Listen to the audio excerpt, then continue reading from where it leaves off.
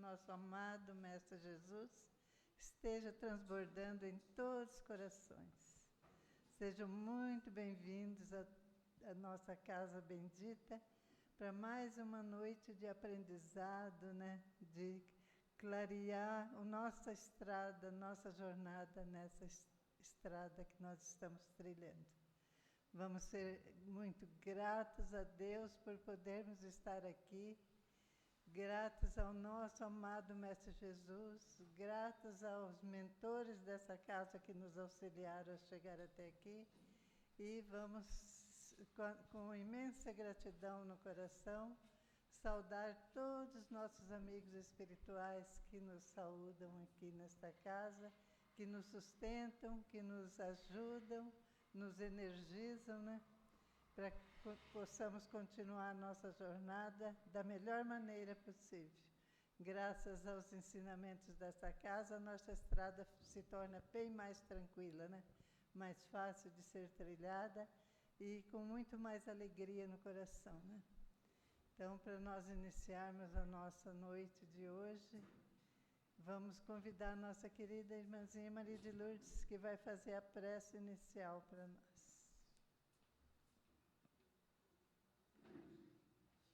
Boa noite a todos.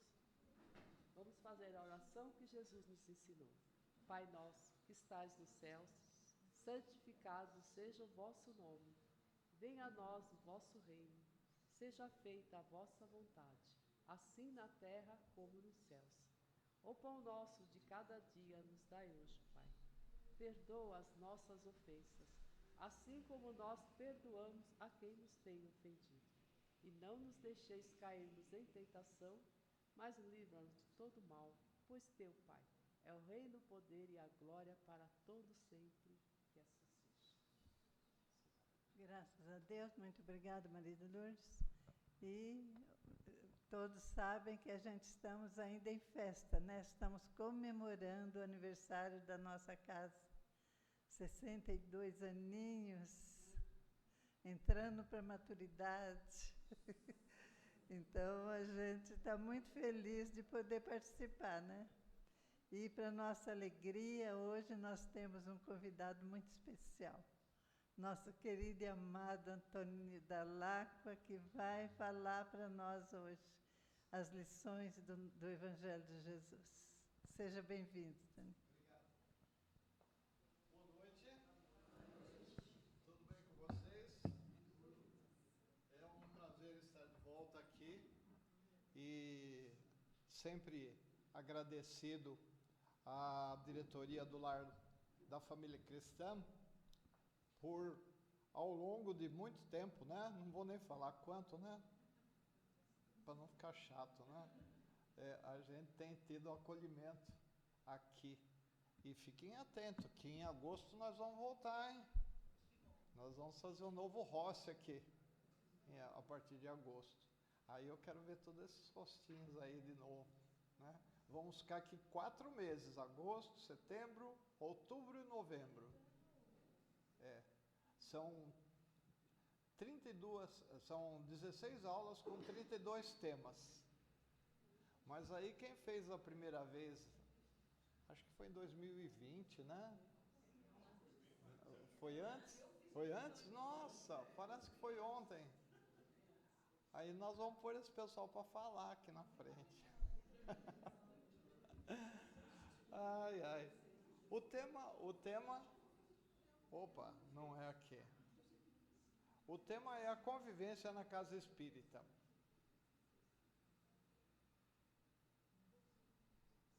Também eu estou com um negócio de ponta cabeça. Não ia dar, não sei por que estava mudando, viu? Porque estava virado para mim, né? Ai, ai, agora sim, ó. O valor da convivência na casa espírita. E nós colocamos aqui, ó, viveiro de luz para voluntários e assistidos. E eu estava olhando ali naquela vitrina de luz ali, naquela vitrina de livros, e vi lá um livrinho lá chamado Convivência, né? Você viu ali no cantinho de cá? Aí quem quiser, tá lá, acho que tá para vender, né? Ali é para vender, né?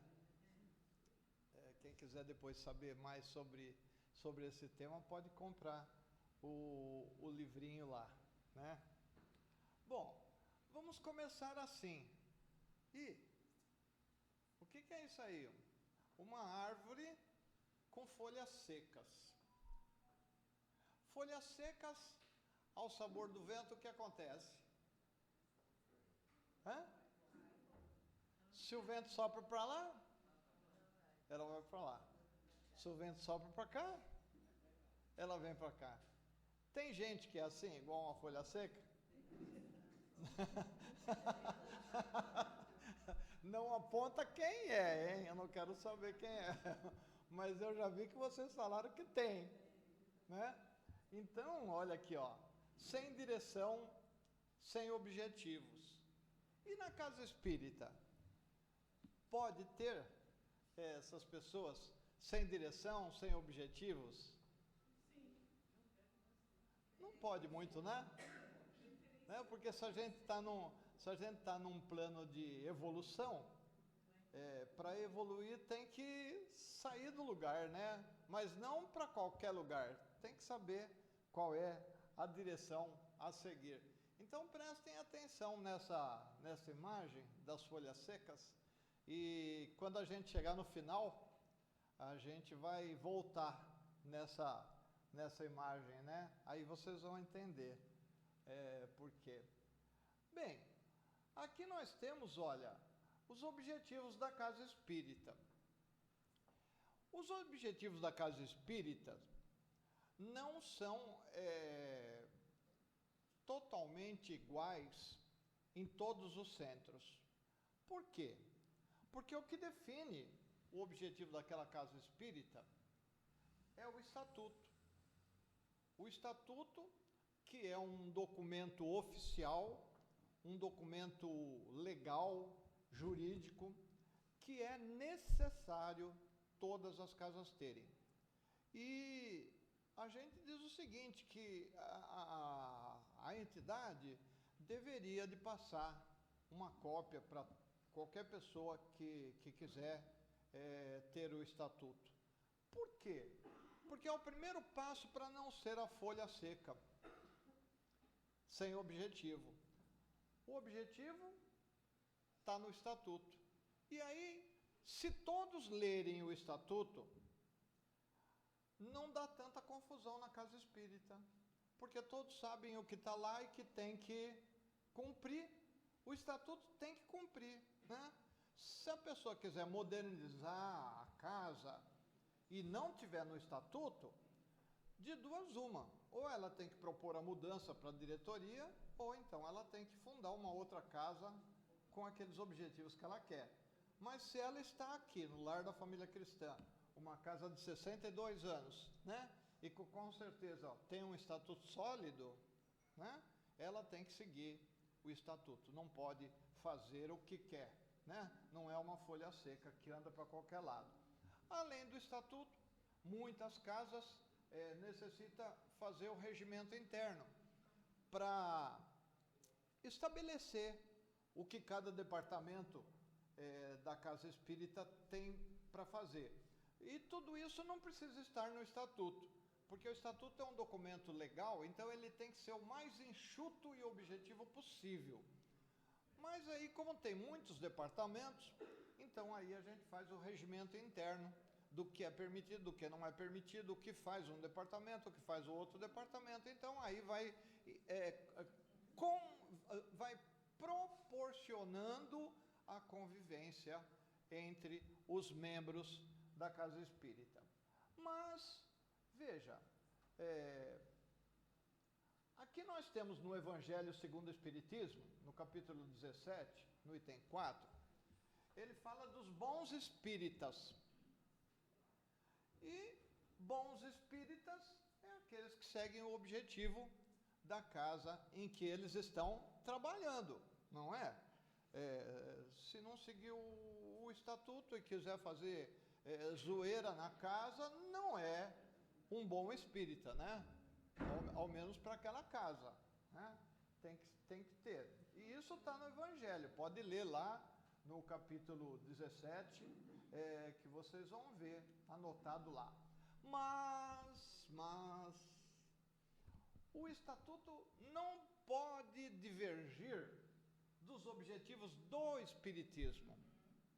Aí que começa o ponto de união entre todas as casas.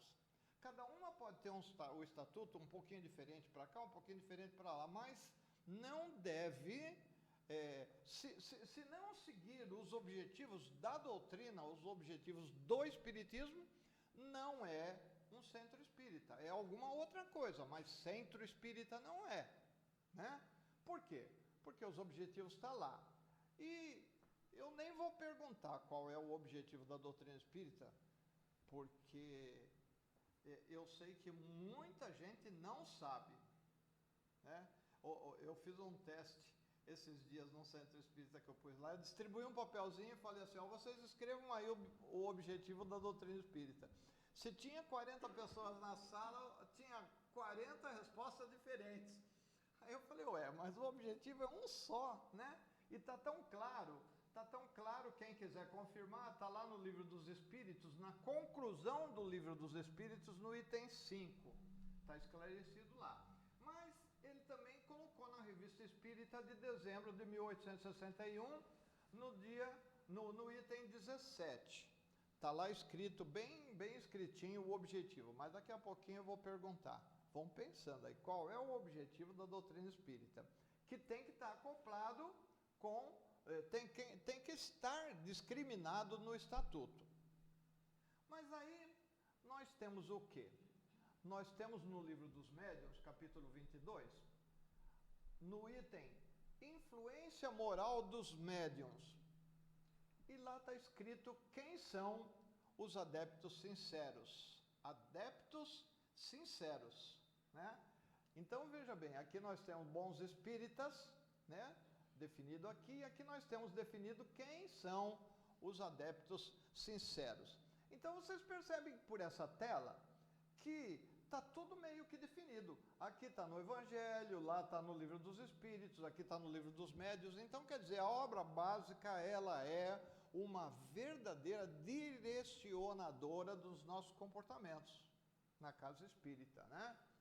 Mas aqui nós temos mais um ingrediente no meio de todas essas coisas que a gente também tem que aprender a conviver também, né? Que é a espiritualidade, né? Todos nós temos a nossa espiritualidade, nós temos o nosso protetor individual e ele sempre fica fazendo sugestões para a gente poder pensar. Mas junto com cada protetor individual aqui, né? Então se nós temos aqui 40 pessoas, nós temos 40 protetores individuais. Esses protetores estão ligados aos protetores, aos mentores da casa, porque tem gente que fala assim, o meu mentor. A gente não tem mentor, a gente tem protetor. O mentor é o mentor da casa, ou então é um mentor de um trabalho, de um determinado trabalho, o mentor das escolas, né, espíritas, o mentor da assistência social. Então aí nós temos um mentor, já é um espírito bem mais sábio do que os protetores individuais, né? E aí eu faço uma pergunta. Se você morrer agora, não morre ninguém não, hein? Tá, que depois vão falar que sou eu aqui. Se você morrer agora, você gostaria de ser o protetor espiritual de uma pessoa, de um encarnado que é igual a você? Ninguém riu? Ninguém fez assim com a cabeça? Ficou todo mundo olhando para mim. Será que você teria uma tarefa fácil? Agora falaram não, né? Mas olha, cada vez que você esquece de conversar mentalmente com o seu protetor, pensa nessa situação. Fala assim, poxa, eu fico me desfazendo dele, nem me lembro dele, qualquer hora eu, pumba, né? Vou pro lado de lá e aí o meu chefe lá fala assim, você vai ser o protetor, o anjo guardião de uma pessoa que age na vida de encarnado igual você agiu. Aí você faz o sinal da cruz. Fala assim, não, esse castigo eu não quero, né? Então, junto com a espiritualidade, junto com o estatuto da casa, junto com os objetivos da doutrina espírita, a gente vai formar a convivência pacífica na casa espírita. Mas não é tudo alegria não, hein? Vai vir umas pauladas aqui, né? No meio da palestra aqui. Qual é o objetivo da doutrina espírita? Agora que eu quero ver. Pode levantar a mão e falar bem alto, porque eu sou surdinho da breca. Qual é o objetivo da doutrina espírita? Nossa, que silêncio aqui. Hã? Ninguém quer falar? Ninguém quer falar? Mas estão pensando, né? Estão pensando. Eu estou vendo aqui as movimentações aí dos ares, né? Nós chegamos à conclusão que é a nossa evolução. Buscar a nossa evolução. Auxiliar a nossa evolução. Buscar a nossa evolução. Mas será que é isso que nessas palavras que está no livro dos Espíritos? Não. Ou amar a Deus sobre todas as coisas e ao próximo como a si mesmo. Não? Será? Será que é isso? Ai, ai. Nós estamos todos como folha seca. Perceberam? Perceberam? Ai, ai. É nesse ponto que eu queria pegar no pé de todo. Eu não falei que vinha chapuletada por aí, né? Se a gente não conhece o objetivo, nós somos aquelas folhas secas que bate um vento para cá, a gente vai para lá, a gente pensa que é uma coisa, a gente pensa que é outra. E tem aquele negócio do achismo, né? Ah, o achismo, nossa senhora, é uma coisa incrível, né? Mas vamos lá, vamos lá. Ó, é para vocês decorar. Se um só de vocês decorar o objetivo da doutrina espírita nesta noite, eu já vou ficar muito feliz, muito, muito feliz. Olha lá, ó. O objetivo da doutrina espírita é a regeneração da humanidade.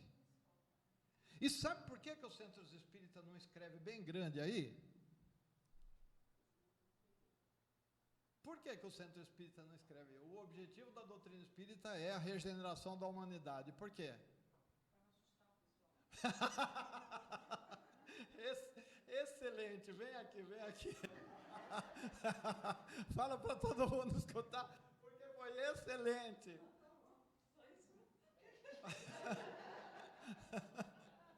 Para não assustar o pessoal, porque o pessoal todo dia chega ali e fala assim, nossa, eu tenho que fazer aquilo ali, né? Ficam assustados de fato, né? Mas ó, qual é o objetivo da doutrina espírita? A regeneração da humanidade. É um objetivo facinho de alcançar? Não, né? Não é, né? Então, veja bem, a doutrina cristã tem quantos anos? 2025, né? Não? E já regenerou a humanidade? Não. Né? Será que a doutrina espírita vai precisar ficar mais 2025 anos e... Ah, é? Você é muito feliz. ela é muito otimista. Muito mesmo. Né? Então, olha, tá tudo, esse objetivo está todo nesses livros aqui, ó, na obra póstuma, no livro dos médiuns, e depois quem quiser o PowerPoint para estudar, ver essas referências, pode me pedir que eu passo, tá? Mas tem um outro jeito de falar o mesmo objetivo. Tem um outro jeito. Quer ver, ó? Olha lá. Esse aqui está lá no livro Viagem Espírita, né? Em alguns momentos lá ele fala assim, né? O objetivo da doutrina espírita é o aperfeiçoamento moral da humanidade. Até aqui está certinho, né? Só mudou as palavras, mas é a regeneração da humanidade do mesmo jeito, né? Mas aí ele continua. Aqui é que o bicho pega, né? O objetivo é o aperfeiçoamento moral da humanidade pela reformulação interior do homem. É a tal da reforma íntima, né, que todo mundo fala, né? Então quer dizer que eu posso dizer que todos que estão aqui já fizeram sua reforma íntima? Já? Não? Uns estão em dúvida, outros falaram que não. Então, olha, ó, é o primeiro passo para a regeneração da humanidade, né? E aqui Kardec fala assim, do individual, né, vai contaminando as massas pelo exemplo. Olha que, né? E aí nós temos duas funções, né? Eu falo meio errado, tá? Minha namorada fica me corrigindo. Duas funções. A função consoladora, que essa quase todo mundo já está cansado de saber, né? E a função regeneradora, que essa é uma função que já depende da nossa reforma íntima, né? Para que a gente possa dar o exemplo, para então ir contaminando as massas, né? E aí já é mais difícil, né? Mas vamos em frente. Herculano Pires, em um dos livros dele, ele falou, olha que coisa bacana que ele falou, olha, se os espíritas soubessem o que é o centro espírita, quais realmente sua função e sua significação, o espiritismo seria hoje o mais importante movimento cultural e espiritual da Terra. Mas olha, ele coloca muito bem aqui, e ele não fala os outros, ele fala nós espíritas, né? Se os espíritas soubessem a importância da casa espírita, né? E depois nós temos aqui o próprio Herculano Pires, ele escreveu uma poesiazinha. Eu não sei falar muito poesia, mas eu vou tentar falar para vocês. O Centro Espírita nasceu das sandálias de Jesus. Sandálias semeadoras é o nome da poesia, sandálias semeadoras. O Centro Espírita nasceu das sandálias de Jesus, que nunca morreu, nem de lança, nem na cruz. Está vivo entre nós, não é? Olha que beleza, né? Até arrepia a gente, né? E ele continua. Jesus desapareceu para os vaidosos da terra, mas logo reapareceu para a gente da sua terra. As sandálias de Jesus nunca deixaram de andar sozinhas, cheias de luz, para as trevas espantar. Olha aqui, se a gente calçasse as sandálias semeadoras e fizesse isso aqui que o Herculano Pires foi inspirado, nós estaríamos contribuindo para a regeneração da humanidade. Essas sandálias vazias vão por caminhos e ruas, sem festas nem fantasias, sob sóis e sob luas. Humildes e calmas, na soleira de uma porta, batem solas como palmas, entram por baixo da porta.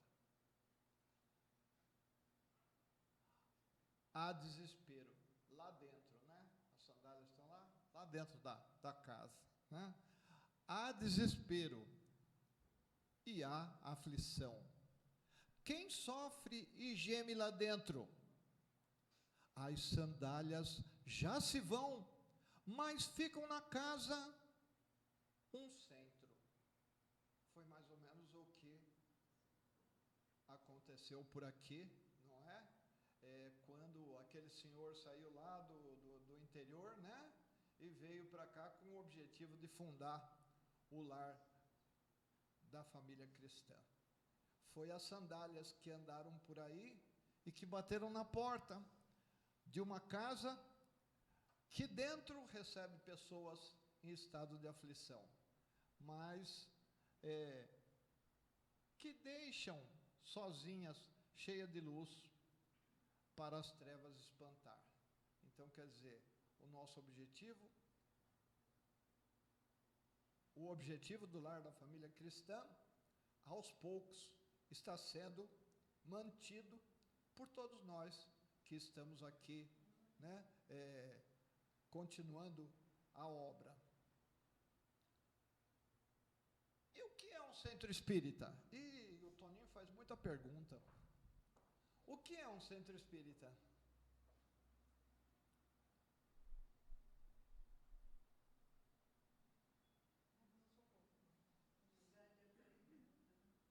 É o quê? Lugar de acolhimento. Lugar de acolhimento. Tá bom, tá certo. É um lugar de acolhimento mesmo, né? Mas o que será que vai escrever lá? Pronto-socorro. Pronto-socorro. Pronto-socorro? Alguns autores não concordam muito, né? De ser um pronto-socorro. Eles concordam mais com essa definição aqui, ó.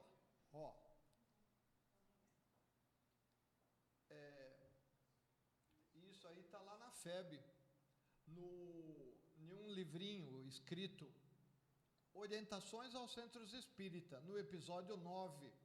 E também está no Emmanuel, no Educandário de Luz, na lição 39. Segundo Emmanuel, o centro espírita é uma escola. É uma escola onde podemos aprender e onde podemos ensinar. Olha, não é só aprender. Não é só aprender. É ensinar. É ensinar. Né? E ele continua. Plantar o bem e recolher-lhe as graças. Aprimorar-nos, nós, cada um, né? E aperfeiçoar os outros, que é a função de ensinar, na senda eterna. Observação, para atender o objetivo da doutrina espírita, que é... E agora só meia dúzia falou, viu? Primeiro foi mais gente, né? Agora foi só uma meia dúzia, hein? Daqui a pouco eu vou perguntar de novo. Eu quero sair daqui com todo mundo isso aqui na ponta da língua, viu? Ai, ai. Agora que vem a chinelada em nós, né? Mas se tudo isso que eu falei é tão belo, se tudo isso é tão belo, tão bonito, o que atrapalha? É o comportamento humano das pessoas que estão lá. O que atrapalha? Tão bonito no papel, o que atrapalha? Hã? Ai, meu Deus do céu. Vamos por ali, ó.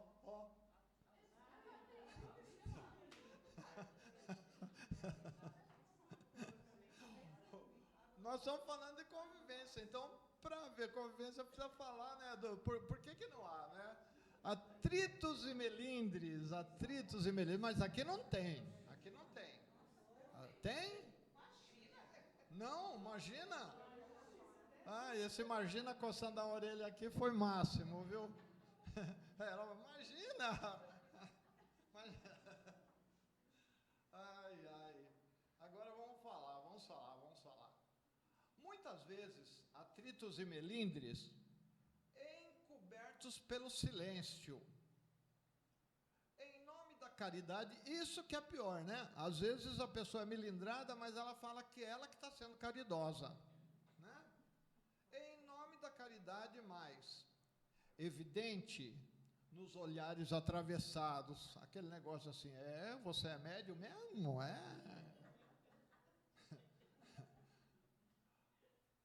Nos recadinhos indiretos. Você viu o que ela fez? Não é?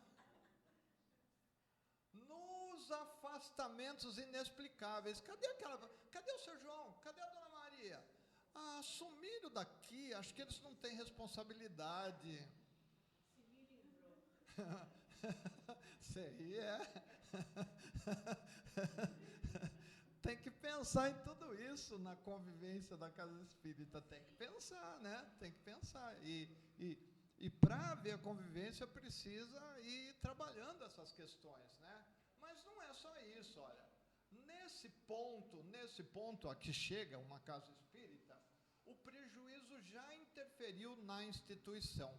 Então, quer dizer que o prejuízo já está instalado, né? Quando há essas divergências todas, não leu o estatuto, não concorda com o estatuto e fica aí colocando fermentação nas coisas, né? Então já está feito, né, o prejuízo. Mas não é só esses não, olha, ó. Há aquele palpa toda a obra, mas não o chame para as reuniões ou planejamento. Ah, não, isso aí não é comigo. E se for reunião da diretoria, então, não, eu não sou candidato a nada. Não, eu não quero ser diretor. Eu ainda não estou preparado, né? Então é um monte de desculpa, né? Depois tem aquele outro, ó, o certinho. O certinho também, às vezes ajuda, às vezes atrapalha, né? Olha lá, o organizado, que quer tudo preto no branco, e se não for do jeito dele, pronto, já está feita a encrenca, né? Que nós falamos lá na outra tela, né? Mas, há o artista também, o artista afeto à música, ao teatro, ao lúdico, e que quer ver isso em todas as atividades da casa. Então, tudo está errado se não tiver a bendita arte, né? Só porque ele é artista, né? Então, cada um puxa a sardinha, né, para o seu lado. Mas, acabou aí? Não, ainda tem mais. Depois vocês vão concordando se tem todas essas... Se não tiver, vocês falam assim, Toninho, não tem, aqui não tem. Não tem. Mas há mais ainda, ó. O introspectivo, aquele que não fala com ninguém, e o extrovertido, aquele que fala pelas orelhas. Mas há o afoito, o impaciente, que quer ver tudo resolvido na mesma hora. Mas o contrário dele há o ponderado, que fala, não, vai com calma, tenha paciência, né? Há o questionador, mas por que isso? Por que aquilo? Por que isso? Por que aquilo? Né? E há o acomodado, não quero saber de nada. As duas coisas, né? Existem, né? Há o modernoso, o modernoso é um problema. Tem modernoso aí que quer substituir o passe espírita pelo reiki. Aí eu falo assim, mas para que isso aí? Se o passe espírita está comprovadamente que é melhor, né? Vai tirar o que está funcionando para pôr uma outra coisa que ninguém sabe exatamente o que é, né? E o conservador, aquele que não quer mudança nenhuma, né? Depois nós temos o negacionista, né? Não posso, não quero, não dá. Né? É aquele que só fala não, né? Só fala não. Não adianta convidar que ele fala não. Né? Tem esses aí também? Tem? Tá tendo todo mundo aqui, viu, Carlão?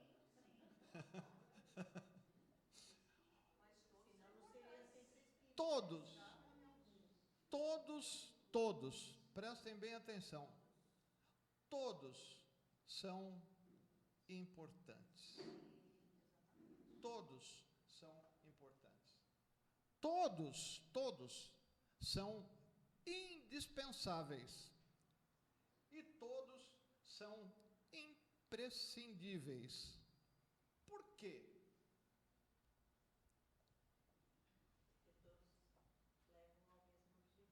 Como é? Porque todos estão ao mesmo objetivo. Evoluir. Ai, que bonitinha. Gostei. Eu gosto de quem responde. É bom quem responde, né? Então, olha, é isso aí, tá? Todos são importantes. Por quê? Porque nós, às vezes nós temos um pouquinho de cada coisa. E aí é que é, né? Às vezes nós temos, e tem que ir pensando nisso, mas nós estamos aqui para aprender. Então, quer dizer, não dá para mandar embora ninguém, né? São as ovelhas que tem que ficar, né? Por algum motivo estão aqui perto da gente, para a gente trabalhar. Né? O que aconteceu aí? E viva as diferenças, né? Viva as diferenças. Olha lá, propósito divino. O que é fácil para mim, pode não ser fácil para o outro. Então eu tenho que considerar isso. E o outro também não pode ficar assumindo tudo se ele não sabe fazer as coisas. Né? Tem as duas, sempre tem os dois lados da moeda. Né? Enquanto isso, uns sonham, outros ponderam, outros planejam, outros organizam, outros executam, outros enfeitam, né? Tem oportunidade para todos no centro espírita. Esse é o fator da convivência. Tem oportunidade para todos. E se não tiver todas aquelas pessoas que eu falei, o centro fica precisando. Ora precisa de um organizador, ora precisa de uma pessoa que enfeita, ora precisa de uma pessoa que pondera, né? Então, é esse o fator da convivência. No centro espírita, para os colaboradores, que somos todos nós, né? Mais coletivo e menos individualismo. Para os dirigentes, mais fraternidade e menos autoridade. E aqui, olha, uma frase que eu acho importantíssima. Bom, o Kardec, ele tem um jeito de falar as coisas que é impressionante. Ele diz aqui, ó, lá no Obras Póstumas, todos cedem. Olha que importante é essa frase no tema convivência. Todos cedem. Todos. Ele não tirou ninguém. Todos cedem. Só não cede aquele que ainda não aceita as suas consequências. Mas ser espírita tem consequência? Uns fizeram assim, outros fizeram não. Tem consequência ser espírita? Ó, eu tenho um amigo que ele ficou de mal de mim. Aí eu fui lá, falei, por que você está de mal de mim? Ele falou assim, você estragou minha vida. Aí eu falei, explica isso aí, né? Aí ele falou assim, você falou que tinha que fazer o introdutório, eu fiz. Você falou que tinha que fazer 2 anos de básico, eu fiz. Você falou que tinha que fazer 2 anos de aprendiz do evangelho, eu fiz. Você falou que tinha que fazer 2 anos de educação mediúnica, eu fiz. E agora você vem falar para mim que eu preciso continuar estudando, que isso não serviu para nada.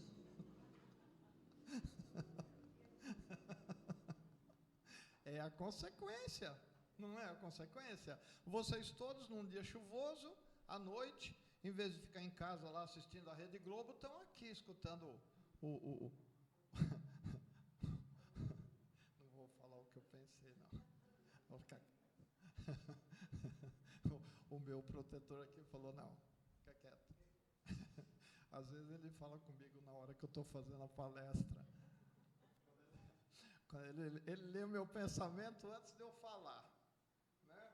Então, olha, veja, né? Tem consequência sim. A gente aprende a ficar sentado no banco, o centro espírita não é uma escola de aprendizado, então a gente não levanta nunca aí. Né? Quem não gosta de matemática aqui? Você? Só ela? Ah, não, tem mais, tem mais. Então eu vou fazer uma pergunta. E não pode rir, tá? Não pode rir. Não gosta de matemática? Não gosta. Quantas encarnações você quer para aprender matemática? Eu falei que não podia rir. Mas se nós estamos num mundo de provas e expiações, para a gente passar para o outro mundo de regeneração, a gente tem que aprender tudo que está disponível nesse mundo, tudo. Se eu não gosto de matemática, alguma encarnação eu vou ter que estudar matemática. Se eu não gosto de geografia, se eu não gosto de história, se eu não gosto de filosofia, eu vou ter que ir buscar isso aí. Enquanto eu não buscar isso aí, eu não passo para o outro mundo, eu fico aqui. Né? Encarnando, desencarnando, encarnando, desencarnando, é o problema de cada um. A doutrina espírita nunca aponta o dedo, né? Ela sempre deixa, né, para a própria pessoa decidir. Ela diz, não, eu não quero mais estudar nessa vida. Tá bom. Morre, chega lá e fala assim, você vai encarnar de novo para continuar aquele estudo lá, tá? Mas eu vou de novo. Você pensou que era o quê? Você pensou que já tinha adquirido toda a luz possível para ir para outro planeta? Não dá, né? Então, olha, isso é importante, né? Haverá sempre dissidentes. A gente não tem como, não tem como inibir isso, né? Haverá sempre dissidentes, de caso pensado, interessados por uma causa ou por outra, em constituir um bando à parte, né? Tem gente que, além de não gostar do Estatuto da Casa, ele quer fazer alguma coisa diferente, então aí ele fica falando com ela, ele fica falando com ela, ele fica falando com ela, para reforçar a teoria dele. Poxa, né? Ele quer formar o quê? Ele quer formar dentro da casa um bando à parte, né? É isso que está escrito lá, na questão, deixa eu ver, parece que está meio apagadinho aqui, na questão 909 do Livro dos Espíritos. E também no livro A Convivência na Casa Espírita, que está aqui, nessa estante aqui, né? Então, olha, aqueles que querem ligar os seus nomes a uma inovação qualquer na casa espírita, inconformados por ocupar uma posição secundária, né? Então, esses que ficam aí fazendo uma fofoca aqui, não aceita o Estatuto da Casa e quer ficar fazendo um bando à parte aí para criar confusão, né? Nem tudo é culpa dos obsessores. Há uma mania também de falar assim, está obsediado, né? Há uma mania, médium, né? Médium passista e médium doutrinador qualquer coisa que as pessoas fazem, está obsediado, né? Nem sempre, né? Nem sempre. Por quê? O esforço para vencer, Kardec fala isso, né? O esforço para vencer as más inclinações é que às vezes é insignificante. A pessoa não se esforça. Não se esforça para vencer as más inclinações. Tem más inclinações, tem sugestão do obsessor, tem, mas a pessoa não se esforça para vencer aquilo, né? Vamos em frente. Onde há gente, há problema. E isso que é... A senhora deu risada, né? É isso que é bonito, né? Não adianta querer fugir dos problemas, né? Onde tem gente, né, tem problema. E é o nosso desafio, né? O nosso desafio. Conviver, né? Olha, tá bem grandão aqui em vermelho, tá? Conviver é pensar sempre na qualidade, na melhor qualidade que eu tenho, na melhor qualidade que eu posso fornecer. Para quê? Eu contribuindo com essa qualidade, a casa espírita também melhora a qualidade dos atendimentos que faz, né? Então tem que pensar na qualidade. No centro espírita há oportunidade de crescimento para todas aquelas pessoas, né?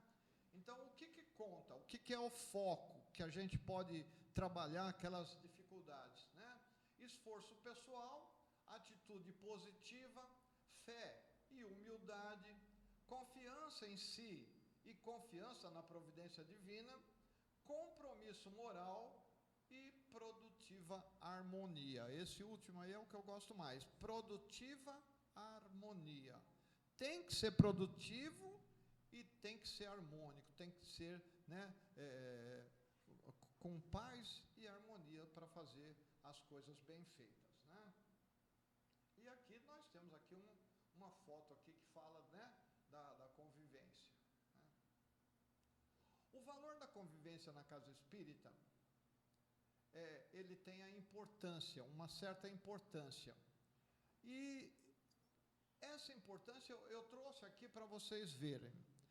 A importância que tem essa convivência, essa pacífica e harmônica para a sociedade, e a convivência, a importância que tem para você individualmente, né, como pessoa. Então vamos começar aqui, ó. Para a sociedade é um investimento social, né? Enquanto tem tanta coisas aí acontecendo na rua, o Centro Espírita está trabalhando no investimento social, né? Amplia a rede de solidariedade, porque nenhum Centro Espírita manda fazer coisa errada, né? Sempre em prol da solidariedade. Então vai ampliando essa rede cada vez mais aí nas ruas, né?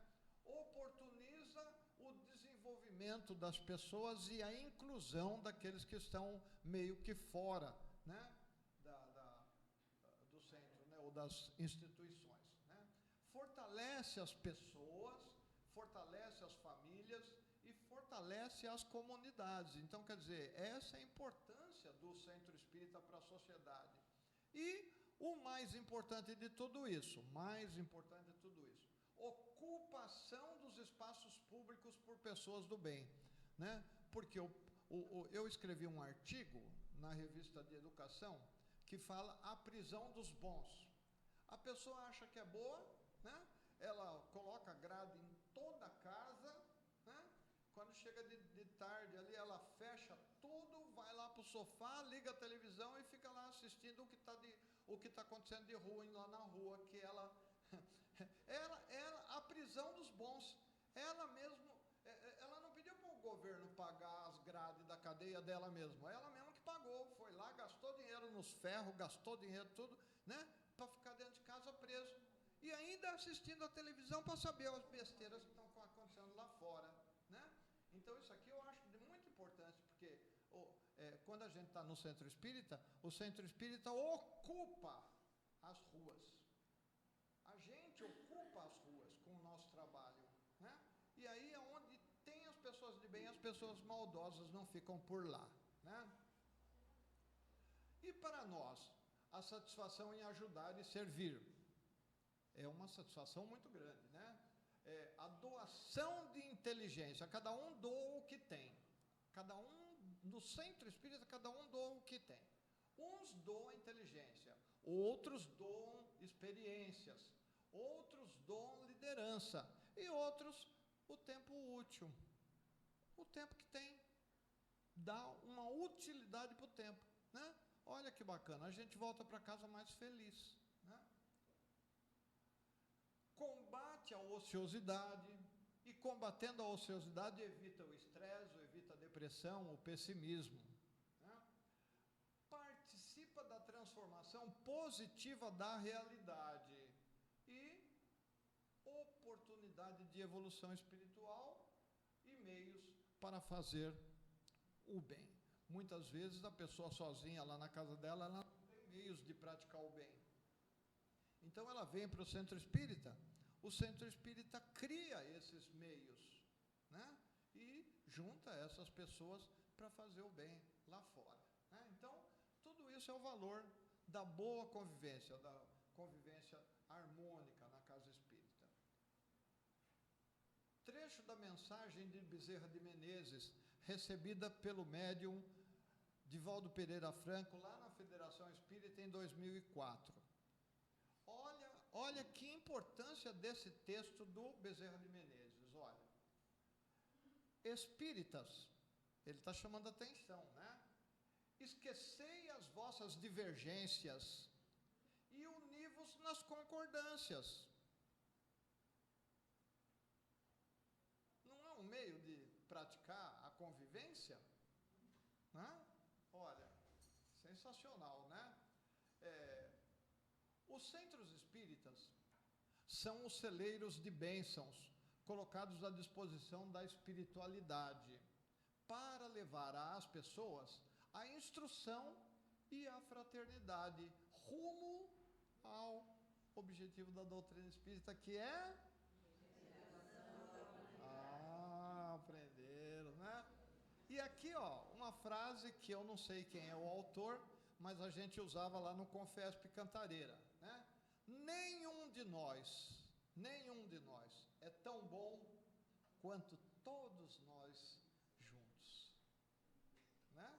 Então, feliz aniversário ao Lar da Família Cristã em 2025, que merece uma salva de palmas nossa para o Lar da Família Cristã, né? Que continue mais 60 anos aí de trabalho de bem para a comunidade. Obrigado a todos.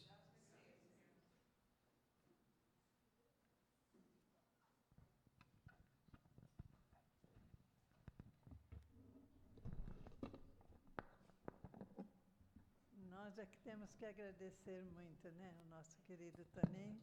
Que Deus te abençoe, Toninho, com muita luz, que você possa continuar espalhando o bem e a luz por todos os caminhos por onde passar. Então, nós agora vamos doar um pouco, né, dessa maravilha que nós conseguimos angariar aqui, né, um pouquinho dessa luz que nós podemos repartir com o nosso planeta, com nossos amigos, com os nossos irmãos de caminhada, tanto encarnados quanto desencarnados. Vamos pedir a Jesus que abençoe as nossas vibrações e que elas guiem as palavras da nossa irmã Luciene, que vai dirigir para nós o roteiro das vibrações. Por favor. Unidos como estamos, vamos elevar os nossos pensamentos ao alto, recolhendo um pouco de toda essa luz que recebemos hoje e dividir com aqueles que mais precisam. Vamos vibrar pelo nosso planeta maravilhoso, pelo nosso planeta azul, que ele se torne o planeta de regeneração, onde o bem possa predominar. Vamos vibrar pelo nosso país,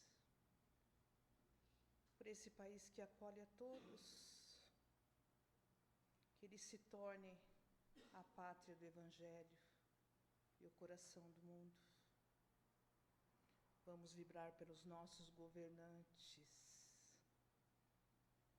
vamos vibrar pelo nosso povo brasileiro que aqui habita, pela nossa terra. Vamos vibrar pelos hospitais, por onde houver um leito de dor, pelas casas de saúde, pelas casas de saúde mental, pelos orfanatos, por todas as nossas crianças. Vamos vibrar pela velhice desamparada. Vamos vibrar por nossos parentes, por nossos familiares, por nossos amigos, por aqueles que se dizem nossos inimigos. Vibremos por esta casa que nos acolhe sempre que aqui chegamos, pelos mentores desta casa, pela caixinha de vibração, por todos encarnados e desencarnados que aqui chegam em busca de um auxílio, pelos trabalhadores que por um motivo ou outro hoje não puderam estar aqui, que onde quer que eles estejam, recebam essa vibração de luz, de amor, de acolhimento e de paz. Vamos vibrar pela nossa casa, pelos nossos lares, por todos aqueles que lá ficaram. Que Jesus adentre o nosso lar, abençoando cada cômodo e retirando de lá tudo aquilo que estiver em desacordo. Vamos vibrar pela expansão do nosso Evangelho, pela expansão da doutrina espírita, por todas as casas que praticam o bem. E pedimos licença à equipe espiritual aqui presente, para vibrarmos por nós, que a esperança se faça presente em nossos corações, que a fé nunca nos deixe, que a gente sempre tenha a certeza de um amanhã melhor, que a gente se torne pessoas melhores. Que assim seja. Graças a Deus. Graças a Deus, muito obrigada, Luciene, que Deus te abençoe. Nós agora vamos passar para os passes. Enquanto nossos irmãos vão receber o passe, a nossa irmã Márcia vai ler para nós o Livro dos Espíritos, para manter a nossa vibração, né?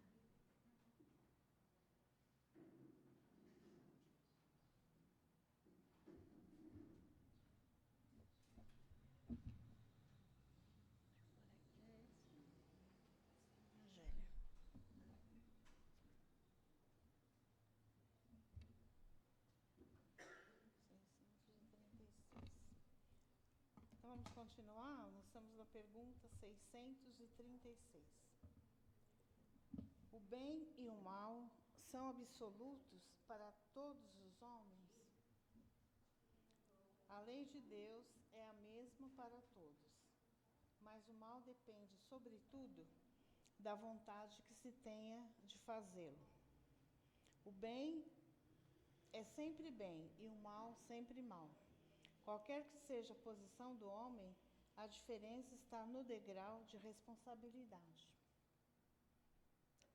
O selvagem que cede ao seu instinto, comendo carne humana, é culpado? Eu disse que o mal depende da vontade. Pois bem, o homem é tanto mais culpado quanto melhor sabe o que faz. As circunstâncias dão ao bem e ao mal uma gravidade relativa. O homem comete frequentemente faltas que, sendo embora decorrentes da posição em que a sociedade o colocou,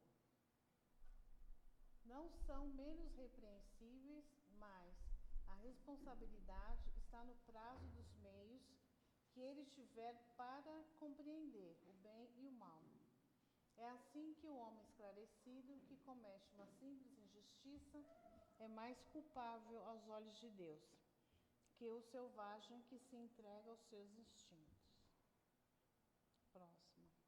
O mal parece, algumas vezes, ser consequente da força das circunstâncias. Tal é, por exemplo, em certos casos, a necessidade de destruição, até mesmo do nosso semelhante. Pode-se dizer, então, que há infração à lei de Deus?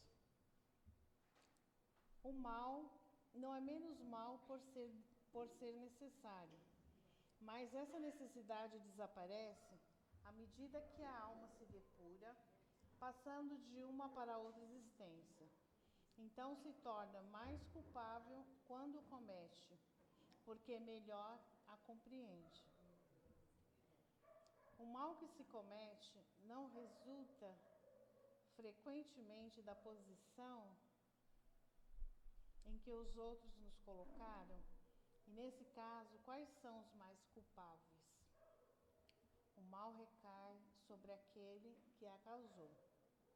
Assim, o homem que é levado ao mal pela posição em que os outros o colocaram é menos culpável que aqueles que causaram, pois cada um sofrerá a pena não somente do mal que tenha feito, mas também do mal que houver provocado.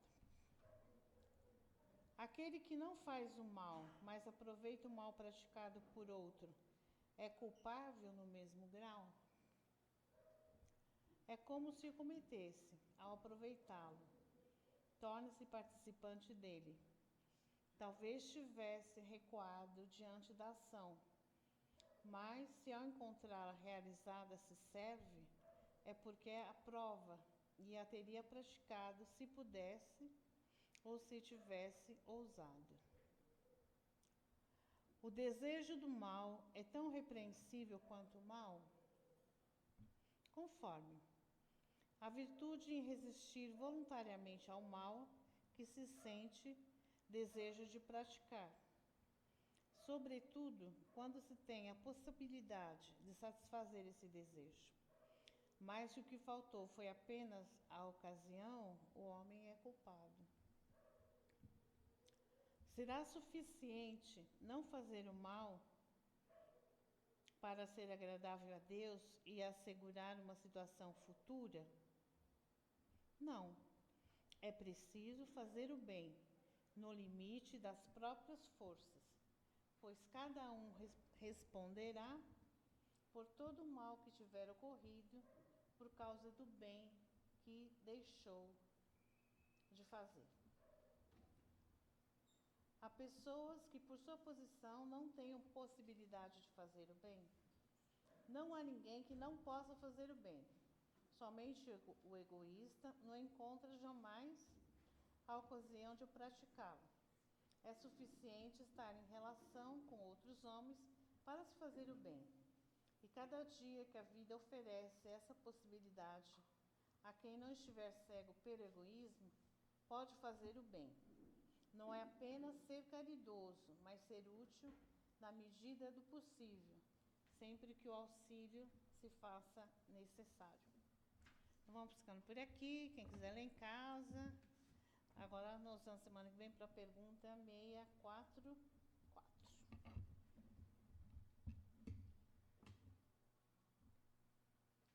Agradecido, Mestre. Deus te abençoe. Então, agora, né, só nos resta caminhar para o final. Que pena, né? Estava tão bom aqui, né? A gente passaria mais umas 2 horas aqui ouvindo nosso amigo Toninho. A gente é muito grata a você, Toninho.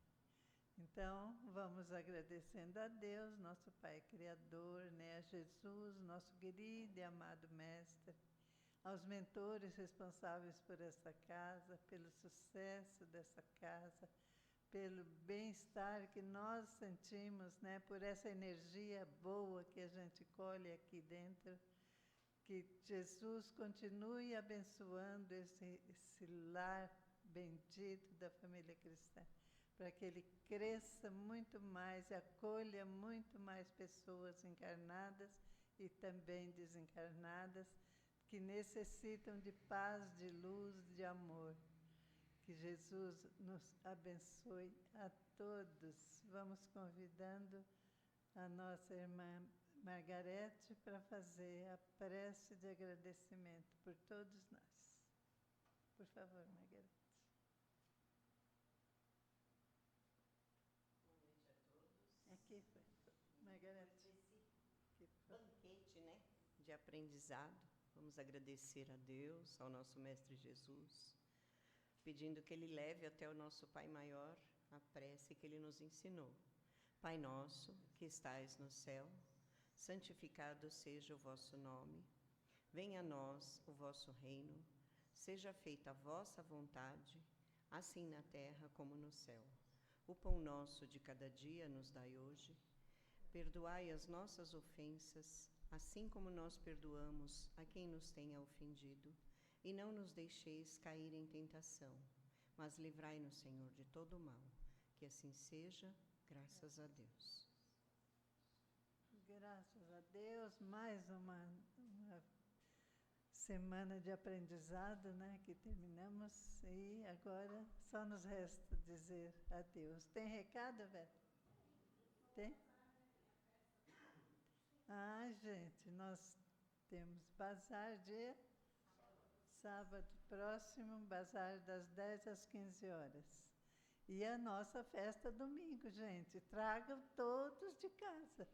Vamos cantar parabéns bem alto para os mentores dessa casa. Então, 3 horas da tarde no domingo, todos aqui para festejarmos mais uma data festiva da nossa casa, né? Com o nosso coração cheio de alegria, de energia positiva. E vamos... O que foi? Muita gratidão que nós temos, né? Enorme a gratidão. Então, Deus que abençoe a todos, levem todos em paz para seus lares e até domingo, se Deus quiser.